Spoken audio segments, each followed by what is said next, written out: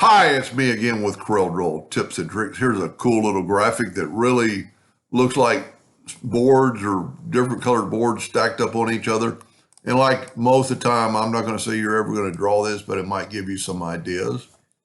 So I'm going to start out with a six-sided polygon. Doesn't really matter what size. I'm going to hit P, put it in the center of the page, but I'm going to rotate it 30 degrees.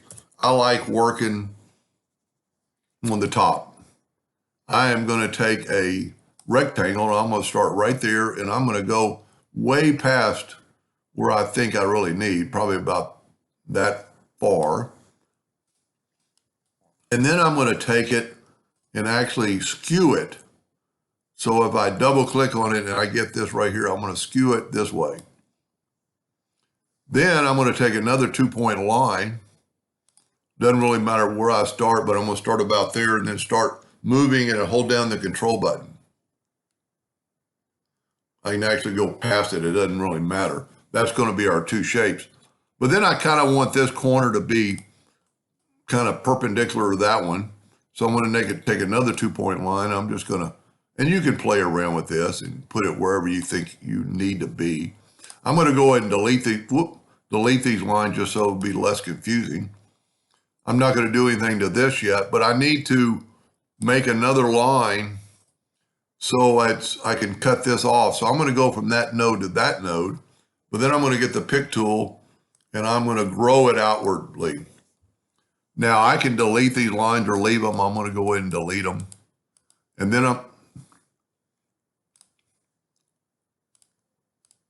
going to take and smart fill this. And I'm going to use probably this light blue to start with. Now this will have two factors. So we've got that right there. Now we started in the center of the page. So I'm going to bring in indexing lines.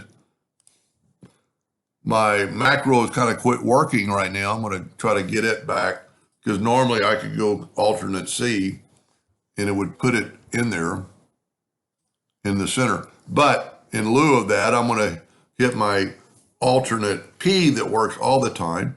And I'm going to change my rotation to half the bed size, which is 20 by a -14 because my page is 28 by 40. And you can see I've got my rotation. Then I'm going to do the same thing on this. I can either do that or just have it snap to it. I will bring that macro back. I don't know why it's not working tonight. But now I've got two parts. I'm going to use the interactive fill tool. I'm going to swipe across here and I'm going to put some black. You don't want too much. So I'm just going to go like this. Now I'm going to grab this part and swipe through it and try to imitate the first one. You can actually be a little bit more one than the other. Now I'm going to go ahead and Control G to group it. And then I'm going to hit my alternate P and type in 20 by -14. And that put it in the center of the page. And I'm going to rotate it. Well, I'm going to I don't know if I Control D already or not, but I'm going to rotate it 60 and I did not. So I'm going to put it back and I'm going to go Control D. And then I'm going to rotate it 60 and then Control D, Control D, Control D, Control D. That looks pretty good. I've actually made my blocks too long maybe, but it doesn't really matter. Now we can actually take away the inside line so that red hairline won't be there. Matter of fact, I'm going to go here and take away all the outline. But I can take this one now and go to my interactive fill tool. Now I've got two nodes, but now I can change the color just one at a time. And I'm getting a dark blue. And then I can click on this one and let's put a green. And you could, put any color you want. This one I'm going to put red. And it's going to really make it stand out when we put, let's see, I haven't used yellow. And because these are two separate ones, but they are in a group. And then let's put this burnt orange.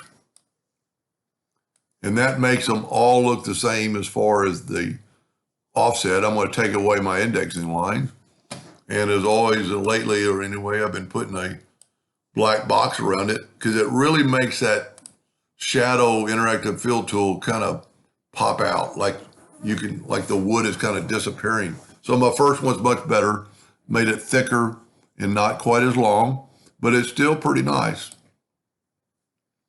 Anyway, I hope that gave you some ideas, and thank you for watching.